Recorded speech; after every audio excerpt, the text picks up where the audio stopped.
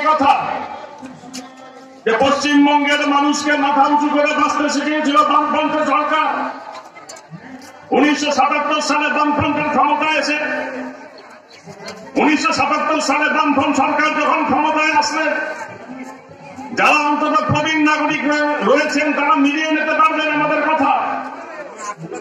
1977 সালে বামফ্রন্ট সরকার ক্ষমতায় আসার পর বামফ্রন্ট সরকার যে পঞ্চায়েত নির্বাচন করেছিল সেই পঞ্চায়েত নির্বাচন 1978 সালে তার পরের বছর হয়। কি বিশেষত্ব ছিল সেই পঞ্চায়েত নির্বাচনে? বামফ্রন্ট যখন ক্ষমতায় এসেছিল তখনও তারা মনে করেননি যে তারা 34টা বছর থাকবেন। তারা মনে করেন, তারা ভাবতে পারেননি যে 34 বছর থাকতে পারে একটা সরকার। তারা তো লুটে ফুটে সবকিছু খেয়ে চলে যেতে পারত, গরিব মানুষ আরো গরিব হয়ে থাকতে পারত, কোন চিন্তা করবার দরকার থাকতো না।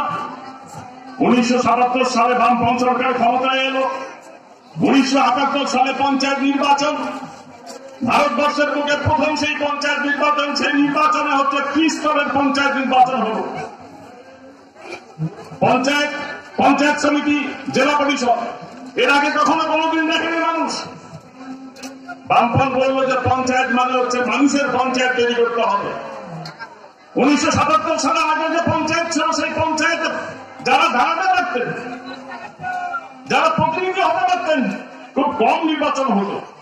কিন্তু তাদের মধ্যেও যেটা প্রতিনিধি যারা নির্বাচিত হতে পারতেন তারা থাকতেন হচ্ছে যোদ্ধার পরিবারের 90% মানুষ। এছাড়া সাধারণ মানুষের কোন ক্ষমতা ছিল না পঞ্চায়েতে দাঁড়ানো। আর বামফ্রন্ট ক্ষমতায় আসার পরের বছর 1978 সালে যখন পঞ্চায়েত নির্বাচন হলো, সেই পঞ্চায়েত নির্বাচনে 100 জনের মধ্যে 97 জন মানুষ ওই নেংটি পড়া মানুষ।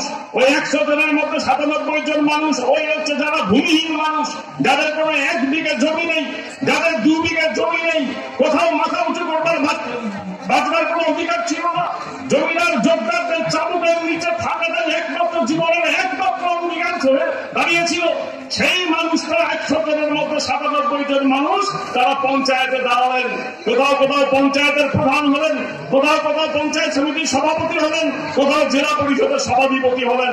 কোনদিন কল্পনা করতে পারেননি মানুষ যে একটা নেংটি করা মানুষ জীবনে মাথা উঁচু করে বাঁচতে পারেনি।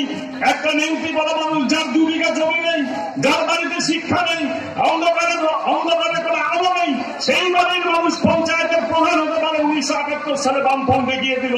গোটা বাংলা জুড়ে সারা ভারতবর্ষের কাছে ইতিহাস সৃষ্টি করলো বামফ্রন্ট।